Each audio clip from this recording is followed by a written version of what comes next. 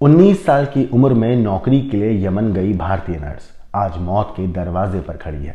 क्या आप जानते हैं कि एक इंसान को मौत की कगार तक लाने वाला सच कितना भयावह हो सकता है? क्या भारत सरकार उसे बचाने में सफल होगी? आज की ये कहानी आपके रोंगटे खड़े कर देगी। तो जुड़े रहिए, क्योंकि इस वीडियो के हर सेकंड में छिपा है एक नया मोड़। ये कहानी है निमिषा प्रिया की, जो केरल के पलक्कड़ से 2008 में यमन नौकरी के लिए गई थी। यमन जाने के बाद सब कुछ ठीक चल रहा था, लेकिन फिर उनकी जिंदगी में एक खतरनाक मोड़ आ गया। क्या आपको पता है कि एक ऐसी तस्वीर जिसने उनकी जिंदगी ही बदल डाली? आज बात करेंगे इस कहानी में 5 सवालों पर। सवाल नंबर 1, भारतीय नर्स निमिषा प्रिया का आखिर ये पूरा मामला क्या है? सवाल नंबर 2, इस मामले में किस कानून के तहत अब तक कार्रवाई हुई है और ब्लड मनी क्या होती है? सवाल नंबर 3, क्या भारत में भी ब्लड मनी देकर माफी मिल सकती है? और सवाल नंबर 4, इस पूरे मामले में भारत सरकार ने अब तक क्या कुछ कदम उठाए हैं? सवाल नंबर 5, क्या भारत सरकार निमिषा को बचाकर वापस ला सकती है? नमस्कार, मेरा नाम है मोहम्मद आसिम और आप देख रहे हैं क्राइम तक। यमन में कैद भारतीय नर्स निमिषा प्रिया को मौत की सजा मिली है पिछले साल यानी कि 30 दिसंबर 2024 को। यमन के राष्ट्रपति रशद अल आलिमी ने मुहर लगा दी है उनकी सजाए मौत पर। केरल की रहने वाली निमिषा पर यमन के नागरिक तलाल अब्दो मेहदी की हत्या का आरोप था। इस फैसले पर निमिषा की मां ने भारत सरकार से मदद की गुहार लगाई। इस पर भारत सरकार के विदेश मंत्रालय ने हर संभव मदद करने का आश्वासन भी दिया। आखिर निमिषा पर हत्या का आरोप कैसे लगा? भारत सरकार उसे कैसे बचा पाएगी? ये सारी बातें और वो 5 सवाल जो मैंने आपको बताए थे, उन सब पर इस पूरी वीडियो में तफसील से बात करेंगे, तो आखिर तक हमारे साथ बने रहिएगा। दरअसल तलाल अब्दो मेहदी ये आखिर कौन है, तो चलिए आपको बताते हैं। दरअसल नर्स निमिषा के यमन पहुंचने और मेहदी की हत्या के मामले की अगर बात करें तो 2008 में केरल के पलक्कड़ की रहने वाली 19 साल की निमिषा प्रिया नौकरी के लिए यमन पहुंची। यमन की राजधानी सना में एक सरकारी अस्पताल में उन्होंने नर्स की नौकरी करी। 2011 में निमिषा की शादी हुई और वो अपनी शादी के लिए भारत भी आई थी। 2011 में उन्होंने कोची के रहने वाले टॉमी थॉमस से शादी की और दोनों यमन वापस लौट आए। यहाँ थॉमस को इलेक्ट्रीशियन के असिस्टेंट की जॉब मिल गई थी उस वक्त, लेकिन सैलरी उनकी कम थी। लेकिन 2012 में निमिषा को एक खुशखबरी मिली कि जब उन्होंने बेटी मिशाल को जन्म दिया। लेकिन यमन गुजारा करना अब इन तीनों के लिए मुश्किल होने लगा, क्योंकि महंगाई ज्यादा थी, पैसे कम आ रहे थे। 2014 में थॉमस बेटी के साथ इसके बाद कोची लौट आए, जहां वो ई रिक्शा चलाने लगे, जबकि निमिषा ने कम सैलरी वाली जॉब छोड़कर क्लिनिक खोलने का फैसला किया। लेकिन कहते हैं यमन के कानून के मुताबिक निमिषा को एक लोकल पार्टनर की जरूरत थी। इस दौरान निमिषा की मुलाकात होती है कपड़े की दुकान चलाने वाले मेहदी से, जो कहते हैं थॉमस का दोस्त हुआ करता था। बहरहाल मेहदी की पत्नी की डिलीवरी निमिषा ने ही कराई थी। जनवरी 2015 में निमिषा बेटी मिशाल से मिलने भारत आई, तो उस वक्त मेहदी भी उनके साथ भारत आया। इस दौरान मेहदी ने निमिषा की शादी की एक तस्वीर चुरा ली। बाद में मेहदी ने इस तस्वीर में छेड़छाड़ कर निमिषा का पति होने का दावा किया। क्लिनिक शुरू करने के लिए निमिषा ने परिवार वालों और दोस्तों से कहते हैं करीब 50 लाख रुपए जुटाए और यमन पहुंचकर क्लिनिक शुरू कर दी। निमिषा ने पति और बेटी को उसके बाद वापस यमन बुलाने के लिए कागजी कार्रवाई जो होती है, जो एक प्रोसेस होता है, वो शुरू किया। लेकिन मार्च में वहां पर गृह युद्ध छिड़ गया और वो लोग यमन नहीं आ पाए। हालात बिगड़ते जा रहे थे यमन के। यमन में गृह युद्ध की वजह से भारत ने अपने नागरिकों को वहां से निकलने के लिए ऑपरेशन राहत शुरू किया। यह ऑपरेशन अप्रैल मई 2015 तक चला, जिसमें तकरीबन 4600 भारतीयों और करीब 1000 विदेशी नागरिकों को यमन से निकाला गया। लेकिन इनमें सिर्फ निमिषा ही एक ऐसी महिला थी, कहते हैं, जो भारत नहीं लौटी। हालांकि इस पूरे मामले पर जो थॉमस के पति हैं, उन्होंने कहा है कि हमने क्लिनिक में बहुत पैसा लगाया था, इसलिए निमिषा वहां से नहीं आई। क्लिनिक जल्द ही अच्छा चलने लगा था, लेकिन निमिषा मेहदी की शिकायतें भी करने लगी थी। दरअसल 2016 में मेहदी ने निमिषा के साथ शारीरिक उत्पीड़न करना शुरू कर दिया था। उसने निमिषा के क्लिनिक का प्रॉफिट भी हड़प लिया। जब निमिषा ने इस बारे में सवाल किया तो दोनों के रिश्ते खराब हो गए। मेहंदी निमिषा को यमन से बाहर नहीं जाने देना चाहता था क्योंकि कमाई अच्छी हो रही थी और उसके दिल में कहीं ना कहीं लालच आ गया था।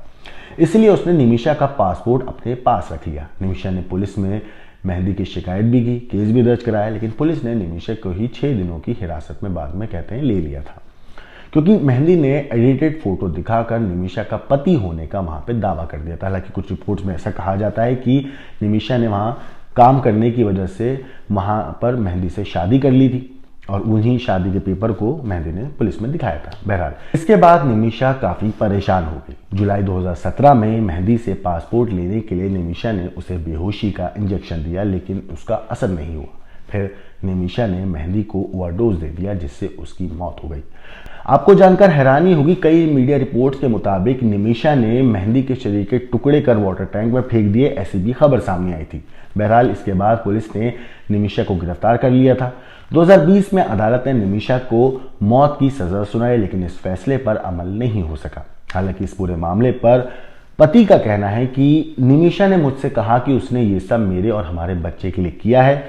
वो आसान रास्ता अपना सकती थी और मेहंदी के साथ रह सकती थी, लेकिन वो ऐसा नहीं करना चाहती थी। हालांकि लाश के टुकड़े करे, ये सब चीज़ें की पूरी तरीके से अभी तक बात सामने नहीं आई है कि ऐसा हुआ था या नहीं हुआ था, लेकिन कई मीडिया साइट्स ने, कई वेबसाइट्स ने ये खबर छापी थी। बहरहाल अब बात दूसरे सवाल की कि इस मामले में किस कानून के तहत कार्रवाई हुई है और ब्लड मनी क्या है।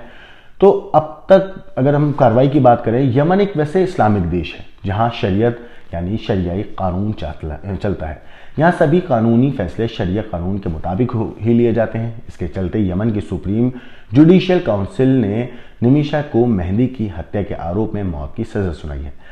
निमिषा ने यमन की सुप्रीम कोर्ट में माफी की अपील दायर की थी, जिसे 2023 में खारिज कर दिया था। इसके बाद ये केस राष्ट्रपति रशद अल आलिमी को भेजा गया था। निमिषा के परिवार के वकील सुभाष चंद्रा ने इस मामले पर कहा है, भास्कर की खबर के मुताबिक, कि शरिया कानून में सुप्रीम जुडिशियल काउंसिल के आदेश के बाद राष्ट्रपति से मंजूरी लेना जरूरी है। इस वजह से मौत की सजा के आदेश को राष्ट्रपति रशद अल आलिमी के पास मंजूरी के लिए भेजा गया। राष्ट्रपति रशद ने 30 दिसंबर 2024 को सजा को मंजूरी दे दी थी। हालांकि सजा को मंजूरी मिलने पर जो वकील हैं सुभाष, उनका कहना है कि अगले 1 महीने में निमिषा को फांसी दी जा सकती है। हालांकि उसके पास एक शरियाई कानूनी विकल्प खुला है। अगर मेहंदी के परिवार वालों ने ब्लड मनी ले ली तो वो बच सकती है। अब सवाल था कि ब्लड मनी क्या होती है और कैसे लोग पैसे देकर, ब्लड मनी देकर बच जाते हैं। अगर इस बारे में बात करें तो शरिया कानून के मुताबिक पीड़ित पक्ष को अपराधियों की सजा तय करने का हक है। दरअसल हत्या के मामले में मौत की सजा है, लेकिन पीड़ित का परिवार चाहे तो वो पैसे लेकर दोषी को माफ कर सकता है। इसे दिया या ब्लड मनी कहा जाता है, जिसका जिक्र कुरान में भी किया गया है। कहते हैं इस मामले में ब्लड मनी के आधार पर निमिषा को माफी मिल सकती है। इसके लिए मेहंदी के परिवार को कम से कम 3 से 4 लाख डॉलर, यानी कि भारतीय करेंसी में अगर इसे आंकें तो 2.5 से 3.5 करोड़ रुपए तक ब्लड मनी देनी होगी। वैसे 2020 में निमिषा को सजा से बचने और ब्लड मनी इकट्ठा करने के लिए सेव निमिषा प्रिया इंटरनेशनल एक्शन काउंसिल बनाया गया। इसमें दुनिया भर से लोग निमिषा को बचाने के लिए डोनेशन दे रहे हैं। केरल के एक जाने माने बिजनेसमैन ने तो निमिषा को बचाने के लिए 1 करोड़ रुपए देने का भी ऐलान किया है। भारत सरकार भी हर तरह से मदद करने की बात कह रही है। 31 दिसंबर को हालांकि इस पूरे मामले पर विदेश मंत्रालय के प्रवक्ता रणधीर जायसवाल ने कहा कि सरकार निमिषा प्रिया के मामले की जानकारी रख रही है और उनके परिवार की मदद के लिए सभी कानूनी विकल्पों पर मदद करेगी। मगर सवाल जो अब चौथा था कि क्या भारत में भी ब्लड मनी देकर माफी मिल सकती है, तो मैं आपको बता दूं कि हिंदुस्तान में ऐसा नहीं होता है। दरअसल भारतीय संविधान में ब्लड मनी जैसा कोई कानून ही नहीं है। हालांकि अगर पीड़ित पक्ष केस वापस लेता है या अपराधी को माफ करता है तो इसमें अपराध की गंभीरता की जांच की जाती है। भारत के कानून में अपराधों को कंपाउंडेबल ऑफेंस या नॉन कंपाउंडेबल ऑफेंस की कैटेगरी में रखा जाता है। अब अगर बात करें कि कंपाउंडेबल ऑफेंस क्या होता है, तो इस कैटेगरी में छेड़छाड़, जो छोटे मोटे अपराध होते हैं जैसे चोरी, मामूली चोट पहुंचाना, छेड़छाड़ जैसे अपराध शामिल हैं। इन मामलों में अगर पीड़ित केस वापस लेता है और दोनों पक्ष सहमति जताते हैं तो अदालत इन अपराधों को खत्म कर देता है। लेकिन पीड़ित के केस वापस लेने से आरोपी को राहत इस पूरे ऐसे केसेस में मिल सकती है और मामला खत्म हो सकता है। हालांकि इसमें कोर्ट की मान्यता बेहद जरूरी है, बल्कि यूं कहूं सबसे ज्यादा जरूरी है। लेकिन नॉन कंपाउंडेबल ऑफेंस क्या होता है? इसमें हत्या, बलात्कार, गैर इरादतन हत्या और भ्रष्टाचार जैसे अपराध शामिल हैं। इसमें पीड़ित के केस वापस लेने के बावजूद कानूनी प्रक्रिया जारी रहती है। इनमें अदालत या पुलिस मामले की जांच और कार्रवाई को पूरी तरह से खत्म नहीं कर सकती। इन मामलों में सरकार या अदालत की इजाजत के बिना केस वापस भी नहीं लिया जा सकता। ऐसे मामलों में अदालत अभियोजन जारी रखती है, केस चलता रहता है, क्योंकि इसका मकसद अपराधी को सजा दिलाना है। हत्या का मामला नॉन कंपाउंडेबल ऑफेंस के तहत आता है, इसलिए भारत में पीड़ित का परिवार दोषी को माफ कर केस वापस नहीं ले सकता है। इसलिए हमारे देश में ब्लड मनी जैसा कोई कानून नहीं है। अब अगर बात सवाल 5 की करें कि इस पूरे मामले में भारत सरकार ने अब तक क्या एक्शन लिया, तो 2020 में भारत सरकार ने निमिषा का बचाव करने के लिए वकील के.आर. सुभाष चंद्रन को नियुक्त किया था। के.आर. सुभाष चंद्रन जो हैं, इस पूरे मामले पर अगर उनकी बात समझें भास्कर की खबर के मुताबिक, तो वास्तव में उनका कहना है कि निमिषा की मेहंदी को मारने का इरादा जो है नहीं था और वो एक पीड़ित है। मार्च 2022 में भारतीय विदेश मंत्री एस जयशंकर ने निमिषा के केस पर बयान जारी किया था। उन्होंने कहा था कि केंद्र सरकार इस मामले पर नजर बनाए हुए है। सरकार निमिषा को माफी दिलाने समेत सभी ऑप्शंस पर विचार कर रही है। 2023 में सेव निमिषा प्रिया इंटरनेशनल एक्शन काउंसिल ने दिल्ली हाई कोर्ट में एक याचिका लगाई। इसमें निमिषा की मां प्रेमा कुमारी को यमन भेजने के लिए इजाजत मांगी गई। दरअसल 2017 में भारत सरकार ने यमन की यात्रा पर प्रतिबंध लगा दिया था। इमरजेंसी में यात्रा करने वाले लोगों को सरकार से विशेष अनुमति लेनी होती थी। इसी वजह से ऑर्गेनाइजेशन अदालत पहुंची थी। 2024 में भारत सरकार ने प्रेमा कुमारी और निमिषा की 11 साल की बेटी मिशाल को यमन जाने की इजाज़त दे दी थी ताकि वो मेहंदी के परिवार वालों को ब्लड मनी लेने के लिए राज़ी कर लें। लेकिन अब राष्ट्रपति रशद ने निमिषा की सज़ा पर मंजूरी दे दी है, इसलिए 1 महीने के अंदर मेहंदी के परिवार वालों को ब्लड मनी के लिए राज़ी करना पड़ेगा। ऐसा ना होने पर निमिषा को सज़ा दे दी जाएगी। जिस तरह पीएम नरेंद्र मोदी ने कतर में 8 पूर्व नौसैनिकों को मौत की सज़ा से बचाया था, वैसे ही मदद केंद्र सरकार इस केस में नहीं कर सकती है। दरअसल 26 अक्टूबर 2023 को कतर में एक अदालत ने भारत के 8 पूर्व नौसैनिकों को मौत की सजा सुनाई थी। इसके बाद पूर्व नौसैनिकों के परिजनों ने विदेश मंत्री एस जयशंकर से मुलाकात की थी। मामले में भारत सरकार ने दखल दिया और 12 फरवरी 2024 को 8 में से 7 पूर्व नौसैनिक रिहाई के बाद भारत लौट आए थे। यमन के साथ बिगड़ते रिश्तों की वजह से भारत सरकार इस केस को कतर के केस की तरह जो है निपटा नहीं सकता है। यमन के हूतियों ने रेड सी में भारतीय नौसेना के जहाज़ों पर हमले किए थे। साथ ही इजराइल पर हमले में मदद करने की वजह से भारत ने यमन के साथ सभी रिश्ते ख़त्म कर दिए। ऐसे में भारत सिर्फ ब्लड मनी देकर ही निमिषा को वापस सेफली हिंदुस्तान ला सकता है। इसके अलावा कोई और ऑप्शन फिलहाल है नहीं।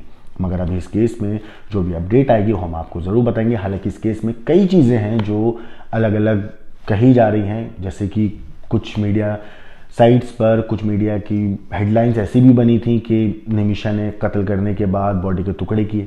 हालांकि अगर बात इंजेक्शन की करें, जैसे इंजेक्शन की वजह से मादी की मौत हुई, तो आपको बताऊं कि जो निमिषा थी, दरअसल जो शख्स है मेहंदी जिसकी मौत हुई है, उसकी तबीयत खराब थी। तो निमिषा अपने एक साथी के साथ उससे मिलने गई थी और उससे मिलने जाने से पहले निमिषा ने कहा था कि उनका जो पासपोर्ट है वो मादी के पास है और वो वापस नहीं दे रहा है। तो उनके साथी ने, जो कभी उनके साथ हॉस्पिटल में काम किया करता था, उसने एक आइडिया दिया कि क्यों ना तुम उसको नींद का इंजेक्शन लगा दो, जैसे जब वो बेहोश हो जाए तब तुम पासपोर्ट उसके घर से ले लेना। उसको भी आइडिया अच्छा लगा निमिषा को।